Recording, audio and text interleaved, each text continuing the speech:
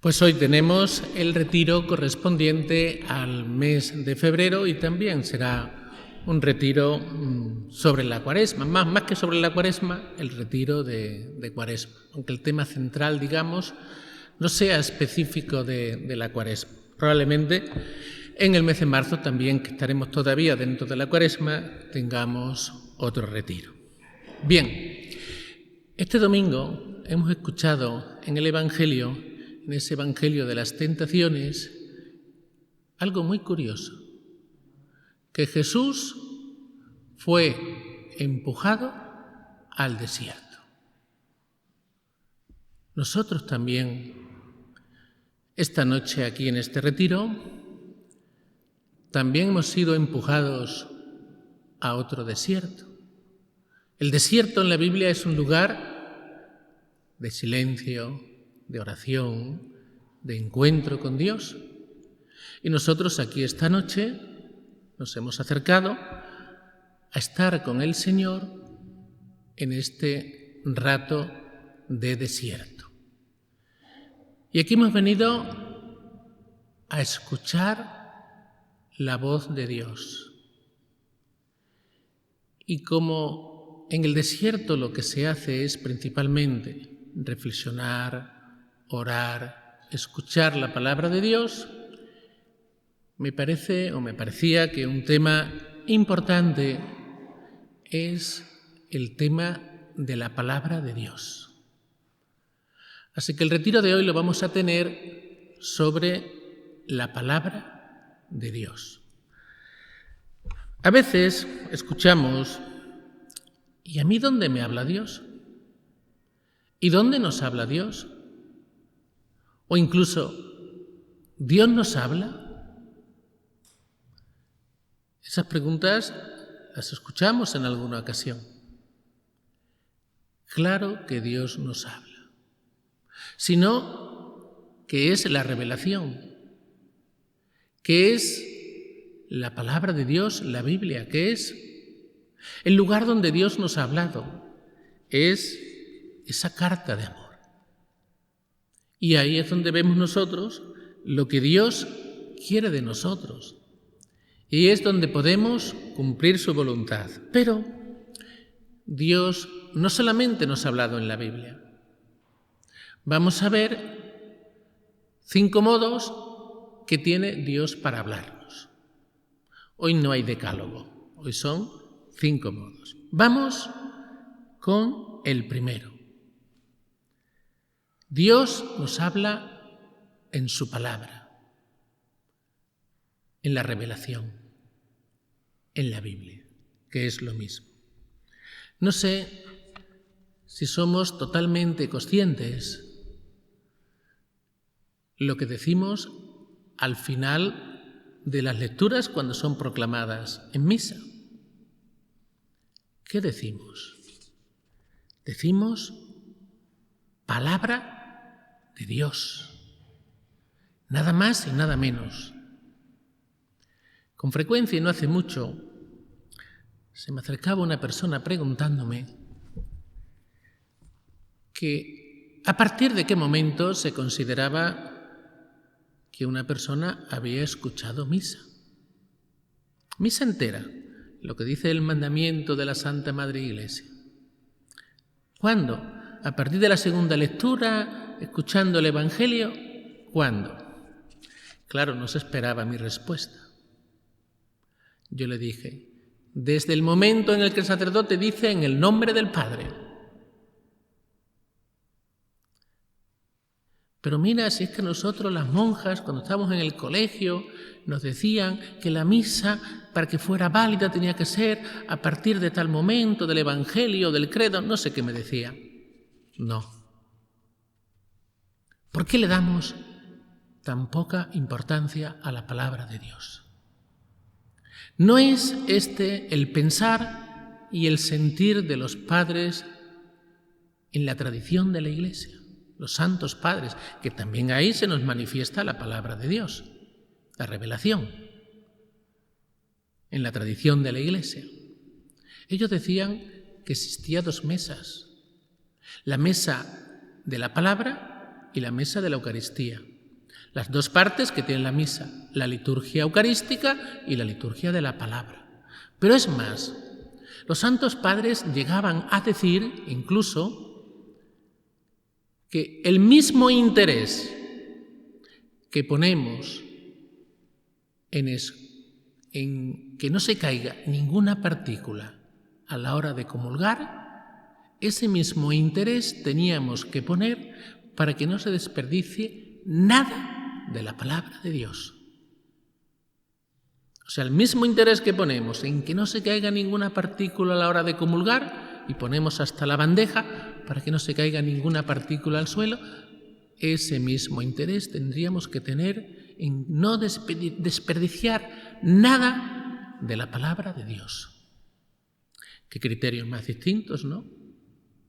El criterio que tenían los santos padres en la Iglesia a esos criterios que tenemos nosotros, a partir de qué momento es válida la Eucaristía.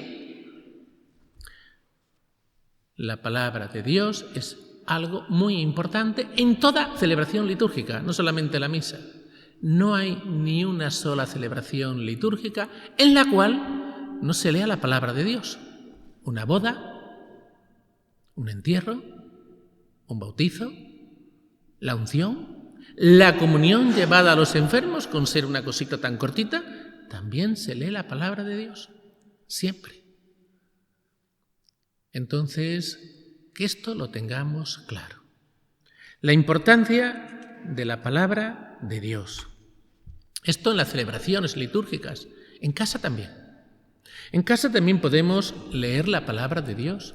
Y uno de los consejos que doy, y me habría escuchado en más de una ocasión, es que leamos con frecuencia la palabra de Dios y lo hagamos de la siguiente manera, sobre todo el Nuevo Testamento, que es más fácil leer, que pongamos una estampita en una lectura continua de la palabra de Dios y otra estampita en una lectura ya más meditativa de la palabra de Dios. Qué importante es esto. Y qué poca importancia le damos, ya digo, muchas veces a la palabra de Dios. Otro consejo ya para la misa. Sería bueno, y hoy tenemos unos medios buenísimos para hacerlo, que antes de venir a misa preparásemos un poquito la misa. Alguien dijo que para celebrar bien una misa hacían falta 3 eternidades. Una para prepararse, otra para celebrarla y otra para dar gracias. Cuando digo preparar la misa es que leamos un poquito la lectura, antes en casa. Porque si no tenemos el peligro de llegar aquí con el tiempo justito, corriendo, algunos todavía con el pelo mojado de la ducha, que pasa con frecuencia, y no nos enteramos de la palabra de Dios, a no ser que la explique el sacerdote. Es importante que preparemos la misa, que antes de llegar aquí hayamos leído en casa tranquilamente la palabra de Dios. Es una forma de preparar la misa, como también si llegamos un poquito antes y estamos preparándonos para celebrarla, no que llegamos con el tiempo justito o incluso unos minutos después o bastantes minutos en algunos casos. Hay que darle a la Eucaristía la importancia que tiene. Y ahora me quería detener, ampliando un poquito lo de la palabra de Dios, en este punto 1, en la homilía. Estoy convencido, no sé vosotros, estoy convencido de la importancia de la homilía. Ya sé que hay mucha gente que huye de la homilía. Incluso se daba antes el caso que cuando llegaba el momento de la homilía, algunos se salían de la iglesia a fumarse un cigarro y después entraban cuando acababa la homilía. Y un día, para corregir esto, un sacerdote muy pillín, él, dijo lo siguiente: hoy voy a hablar del robo, así que los que roben, que se salgan, que voy a hablar palabras muy fuertes contra los ladrones, no se salió nadie. No se salió nadie. Bien, yo le doy una gran importancia a la homilía, porque para muchos cristianos es prácticamente el único alimento en lo que se refiere a la palabra de Dios o a lectura espiritual que tienen en la iglesia. Nuestra parroquia, y que no se me enfade nadie, leemos muy poquito. Las hojas parroquiales que nos manda la diócesis casi siempre se quedan todas ahí. No tenemos interés, vamos a ver qué pasa en la diócesis, qué cosas se han hecho. No hay interés. Se nota enseguida. Leemos muy poquito. Y claro, si queremos alimentar nuestra vida espiritual, es fundamental la lectura, el escuchar la palabra de Dios. Por eso le doy tantísima importancia a la homilía. Porque para muchos cristianos suele ser casi el único alimento. Y puede, sí, y será verdad en muchas ocasiones, que seamos unos pesados en las misas los sacerdotes, tal vez en algunas ocasiones también hablemos mucho, demasiado. Decía un compañero sacerdote, esas son las misas cabezonas. La homilía es muy larga y después a partir de ahí ya lo hace rapidito. No, eso tampoco. Porque eso sería no darle importancia a la liturgia eucarística. Está bien que se predique, pero también darle importancia a toda la parte eucarística en la misa. Pero muchas veces solamente nos enteramos de aquello de lo que habla el sacerdote. Si hiciésemos una encuesta, vamos a ver, hoy el sacerdote ha hablado del Evangelio. Hiciésemos una encuesta en la puerta de la iglesia al acabar la misa. Vamos a ver, ¿de qué hablaba hoy la primera lectura? ¿O la segunda? ¿O el Salmo? Probablemente no lo sabríamos. En cambio, lo que dice el sacerdote es muy difícil que no nos quedemos con ello. Muy difícil. Con lo cual, ya con este argumento, me parece importantísima la homilía. Además, es dificilísimo una homilía. ¿Por qué? Porque tienes que adaptarte a todas las personas. Personas mayores, a personas jóvenes, a todos. Y eso no es tan fácil, es muy difícil. Ya no digo nada si hay niños. Si hay niños ya tienes que hablar para los niños y hablando para los niños que se enteren los adultos, porque si no es muy difícil. Pero si no hay niños, incluso tiene su dificultad, su gran dificultad. Tienes que adaptarte a todas las maneras de pensar, a todas las edades, con mentalidades tan distintas de unas edades a otras. Ya digo que no es fácil.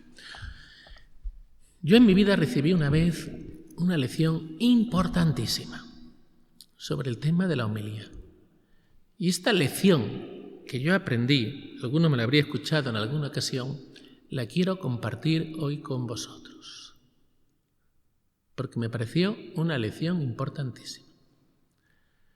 Yo estaba recién salido del seminario, recién ordenado.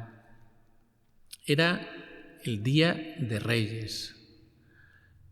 Ese año se leyó el Evangelio de Herodes cuando mata a los niños. Y todos pensamos enseguida, hay que ver qué malo era Herodes. ¿Y nosotros? ¿Solamente el malo es Herodes? Siempre pensamos que el malo es el otro. Nos puede pasar como le pasó a David. David pudo haber tenido la mujer que hubiese querido, era el rey. Y sin embargo se enamoró de la mujer de Urías y se la quitó. No solamente se la quitó, sino que después la dejó viuda para quedarse con ella, mató al marido. De una forma indirecta, pero directa. Más directa que indirecta. Y él pues no era consciente de lo que estaba haciendo. Y llegó el profeta Natán y le contó la historia que no voy a contar ahora de la ovejita. Y dijo él enseguida: eso no puede ser. Y le dijo el profeta Natán: ese eres tú. El ejemplo de la ovejita es exactamente lo que tú has hecho. Claro, él se dio cuenta. A veces vemos la mota en el ojo ajeno y no vemos la viga en el nuestro. Digo esto porque Herodes era malo, malísimo, sin duda ninguna. Pero es que la mentalidad de Herodes también está presente entre nosotros. Les voy a decir lo que dije en la homilía. En esa homilía fue súper polémica en el pueblo. Pero en un pueblo, llevaba 3 pueblos. En uno fue polémica, en los otros 2 no fue polémica. Ahora explico el porqué. Que ahí recibí, ya digo, una gran lección. Puse 3 ejemplos. Chavales jóvenes, si una chica queda embarazada, la primera solución que se ve para esa chica es que aborte. Mentalidad de Herodes en los jóvenes. Pero solo en los jóvenes. Mediana edad. Muchos se hacen la prueba para ver si el niño que viene bien. Si nos hacemos esa prueba es porque estamos dispuestos a abortar, si no, no nos haríamos esa prueba. Mentalidad de Herodes en las personas de mediana edad. Solamente en las personas de mediana edad, vamos con los abuelos. Todo esto lo conté en la homilía, Los abuelos, cuando su hijo, su hija en este caso, pero bueno, también su hijo, queda embarazada o van a tener el tercer hijo, ya se disgusta. Madre mía, un tercer hijo. Y se llevan el disgusto. ¿No hay ahí también una mentalidad de Herodes? No tanto, pero un poquito sí. Ahora, cuando el niño nace, nos lo comemos a besos. O sea, esa mentalidad de Herodes está presente en nuestra sociedad, desde los jóvenes hasta los adultos. Dije esto, ¿no? Al acabar, bueno, y en realidad tenemos un poquito la conciencia de que no estamos haciendo algo bueno. Yo me he encontrado con jóvenes que me han dicho: no, pero es que a tal semana es cuando ya es vida. Mira, no nos engañemos. Vida es desde el primer momento. Desde el primer momento. Y en el fondo nuestra conciencia nos dice que lo estamos haciendo mal. ¿Por qué utilizamos palabras que dulcifican eso? Como por ejemplo, interrupción del embarazo. No decimos aborto, decimos otras palabras más suavecitas. ¿Por qué? Porque en el fondo nuestra conciencia nos está diciendo que estamos haciendo algo malo. Acabé la homilía, al salir por la puerta me dijo una catequista: te felicito por lo que has dicho, pero te van a crucificar en el pueblo. Acertó, Acertó. Pero aquí viene lo curioso. En el segundo pueblo dije la misma homilía. En el tercer pueblo dije la misma homilía. En estos 2 últimos pueblos nadie dijo nada. En el primero me crucificaron, siempre a la espalda, Nadie vino a la cara a decirme nada, Nadie. Pero por la espalda sí me crucificaron. ¿Por qué en un pueblo sí y en otros 2 no? Ese fue el planteamiento que yo me hice, ¿no? Y fue por esta razón. En el pueblo donde me crucificaron fue porque ese día había mucha gente, que nadie se me enfade, que no pisaba la iglesia casi nunca. La pisó aquel día por una circunstancia. Los demás días no, la pisaban. En los otros pueblos iban los que habitualmente van a misas el sábado por la tarde. ¿Cuál es la lección que yo sea queda aquí. Que la gente que habitualmente viene a misa, podremos ser mejores o peores, ahí no entro. Pero la mayoría de la gente que viene habitualmente a misa tiene una mentalidad cristiana, tiene una manera de pensar cristiana. Y esa manera de pensar cristiana se nos va creando poco a poco al escuchar la palabra de Dios, casi sin darnos cuenta. Por eso, qué importante es la palabra de Dios proclamada. Qué importante es la homilía. Por eso, no critiquemos a los sacerdotes por la homilía, no se lo pongamos difícil, porque estoy convencido de que están haciendo mucho bien, o estamos. Porque vuelvo a repetir, es casi la única formación que tienen la mayoría de los cristianos. No digo todos, pero una gran mayoría sí. Una gran mayoría sí. No van a escuchar nada más referente a Dios que lo que el sacerdote diga en la homilía y las lecturas que se proclamen en la misa. Y como he demostrado en este ejemplo, qué importante es la palabra de Dios. Después también la homilía. Nos va formando una manera de pensar cristiana. Y cuando tenemos una manera de pensar cristiana, tenemos más posibilidades de tener un comportamiento cristiano. Sin duda ninguna. Vamos con el segundo punto. Dios nos habla a través del Espíritu Santo. Hay muchas citas en la Biblia referente a esto, ¿no? Voy a leer un par de ellas. Dice así, Lucas 12, capítulo 12, versículo 11. Cuando os conduzcan a la sinagoga ante los magistrados y las autoridades, no os preocupéis de lo que vais a decir o de cómo os vais a defender, porque el Espíritu Santo os enseñará en aquel momento lo que tenéis que decir. Nos lo enseñará el Espíritu Santo. Nos está hablando de alguna manera. Otra cita, de Juan 14, 26. El Espíritu Santo será quien os lo enseñe todo y os vaya recordando todo lo que os he dicho. El Espíritu Santo nos ilumina lo que hemos leído o escuchado de la palabra de Dios. La fe entra por el oído. Y esa palabra de Dios es la misma para todos.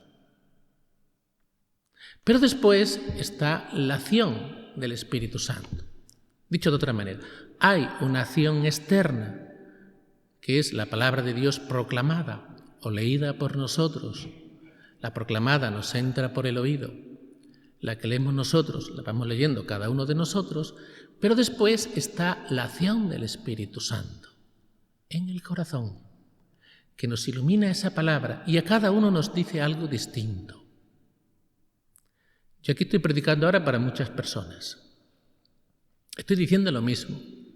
Estoy seguro que cada uno de nosotros, en nuestro interior, las palabras resuenan de distinta manera.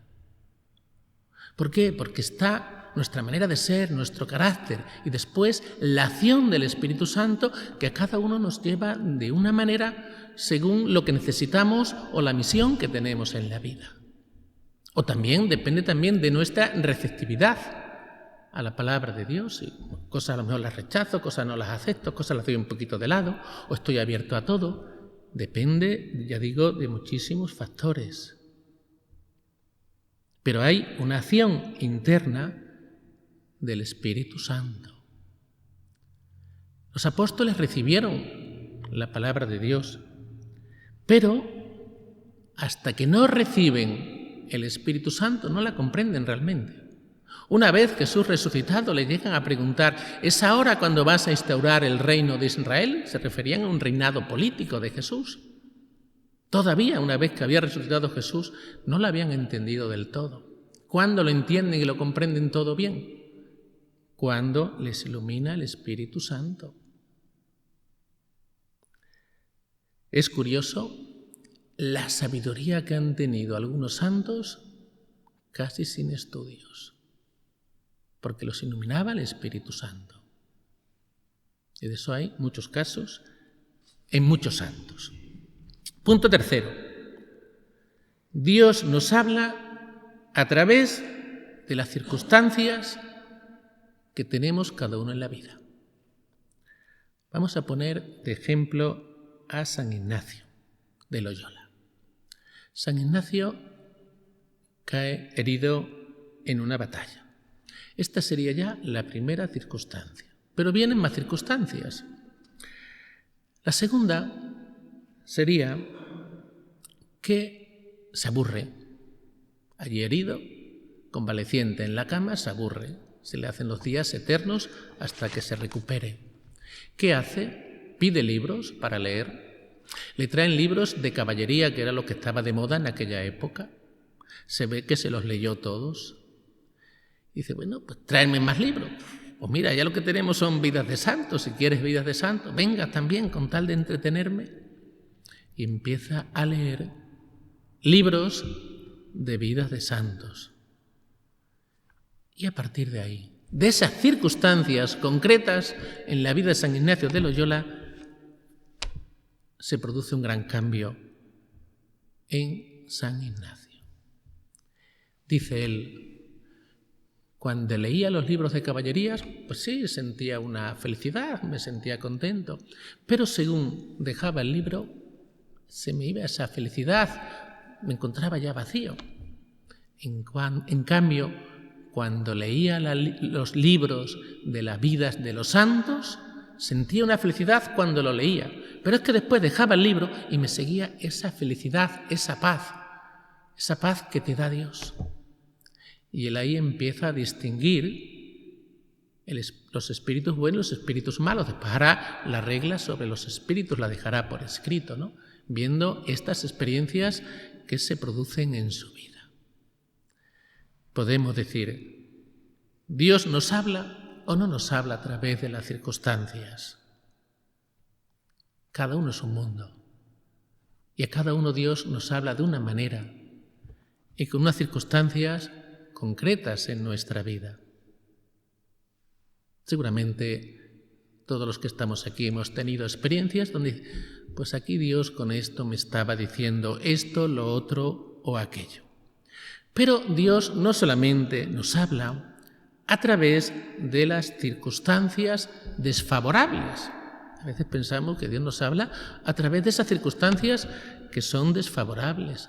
También a través de circunstancias que son favorables. Porque Dios bendice las cosas buenas, nuestras obras buenas, nuestros proyectos buenos. Y ahí ya nos está hablando Dios. Se está bendiciendo una obra buena que estamos haciendo y cada día va a más esa obra que hemos emprendido, señal clara de que Dios está bendiciendo eso. Voy a poner 3 ejemplos. Cuando hay conversiones, cuando en algo hay conversión, allí está Dios. Por ejemplo, apariciones de la Virgen. Una forma clara de ver si una aparición de la Virgen es verdadera o no es si hay conversiones.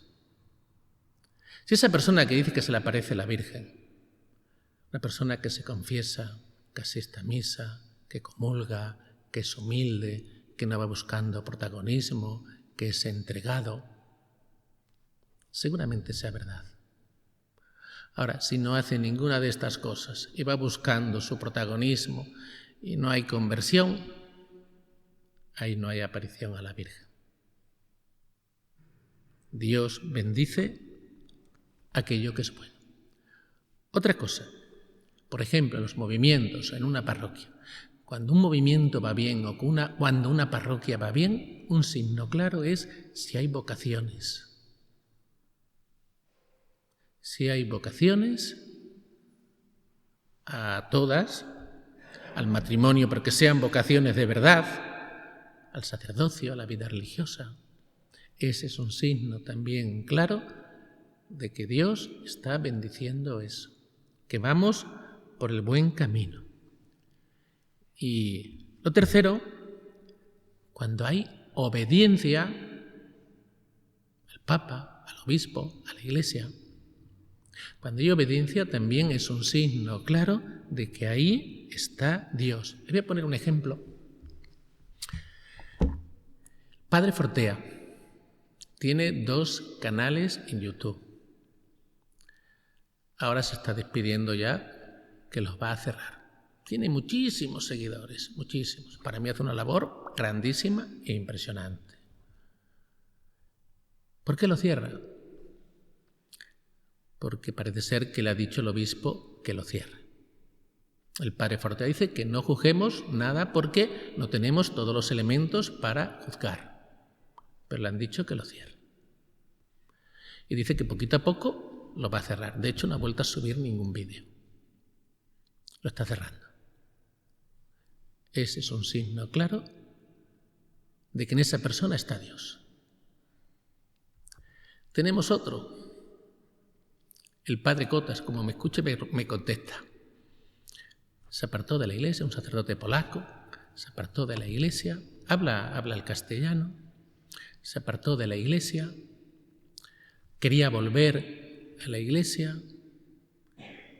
Para volver le han dicho que tiene que estar un tiempo de retiro, de reflexión, para que sea consciente de que está volviendo a la iglesia, de lo que está haciendo. Se ve que se ha cansado y ha dicho que no. Pero es curioso lo que dice. Él dice que él es sacerdote para siempre. Y es verdad. Un sacerdote, una vez que se ordena, es sacerdote para siempre. Eso no se lo puede quitar nadie. Lo podrán suspender del ejercicio del ministerio, pero sigue siendo sacerdote para siempre. Y él dice eso. Y es verdad. Ahí se apoya en lo que dice la Iglesia. Y él eso lo defiende. Pero curiosamente en otras cosas critica a la Iglesia y dice que no cree en la Iglesia, que es una institución. Pero hombre, para unas cosas dice que es una institución, que no cree en la Iglesia, y para otras cosas en cambio dice que sí, que ese sacerdocio que le ha dado la Iglesia es un sacerdocio verdadero y que es para siempre. Se contradice. Un signo claro donde está la voz de Dios es cuando obedecemos.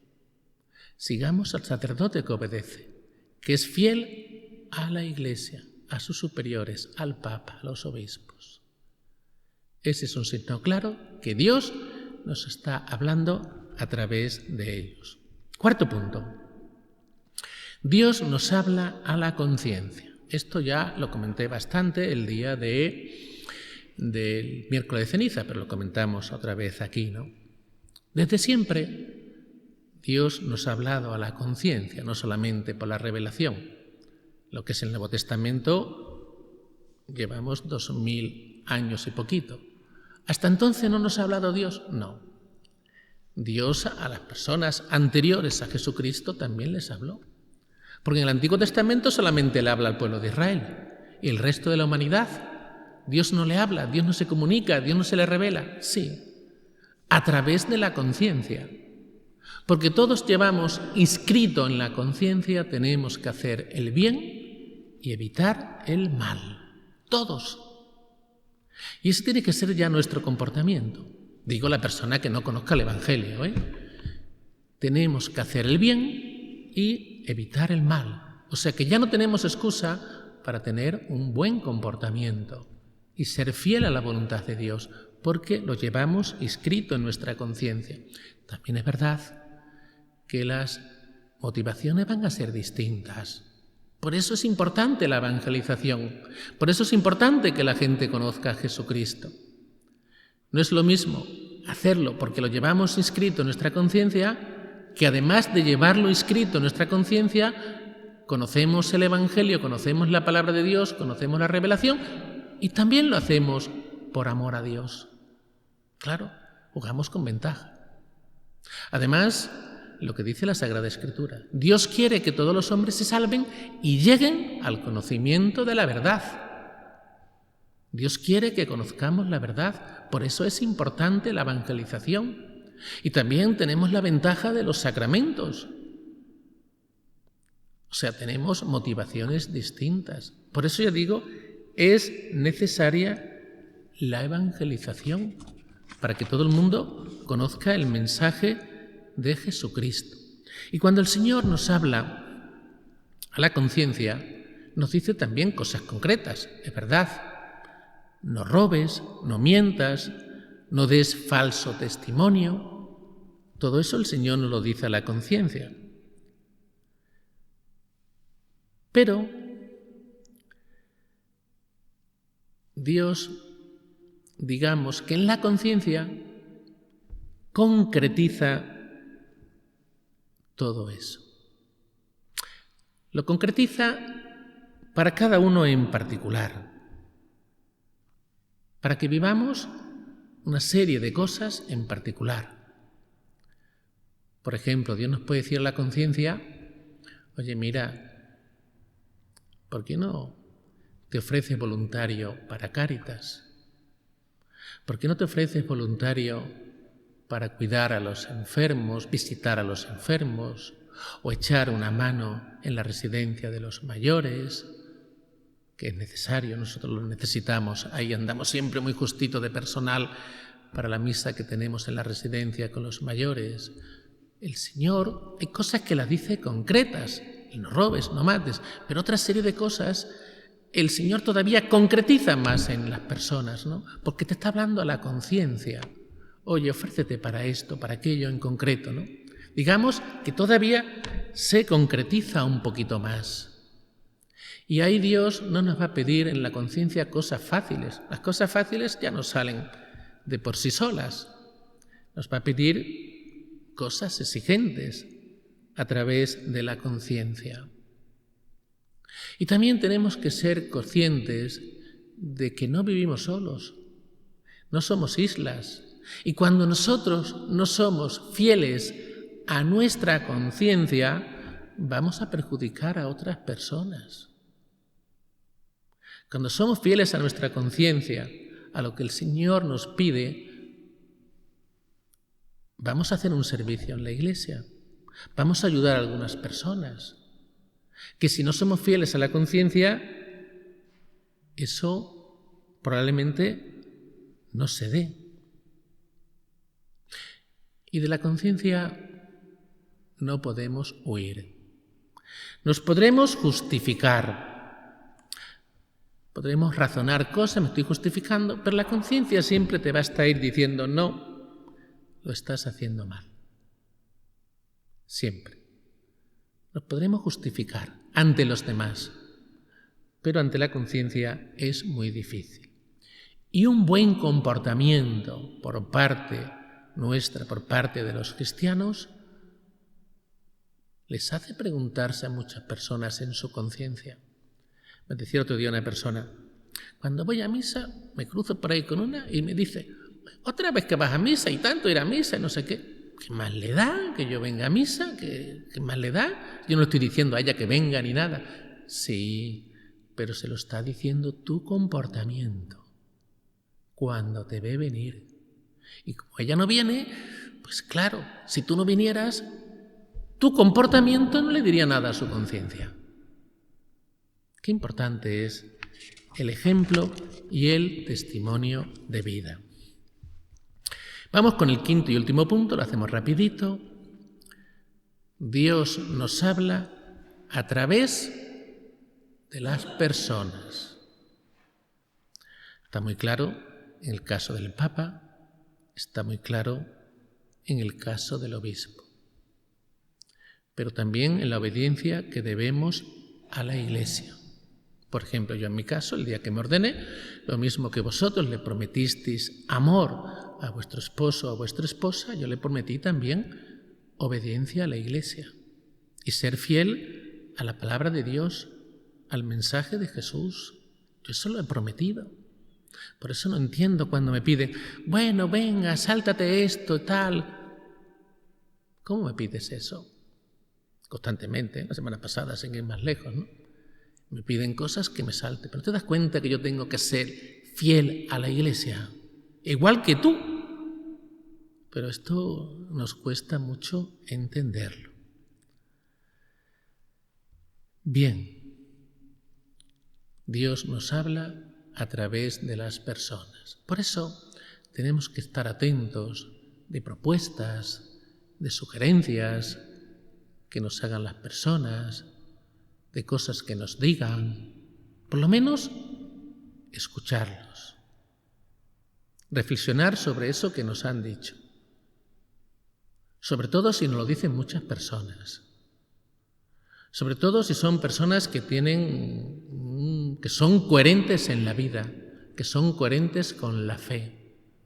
Cuando nos digan ciertas cosas que a lo mejor no son agradables para nosotros, pero las escuchamos, porque puede que tengan razón en eso que nos están diciendo. Incluso tenemos que escuchar a los niños, que a través de los niños muchas veces nos dicen cosas que estamos haciendo mal. Oye, niño, no fumes. Sí, pero tú estás fumando.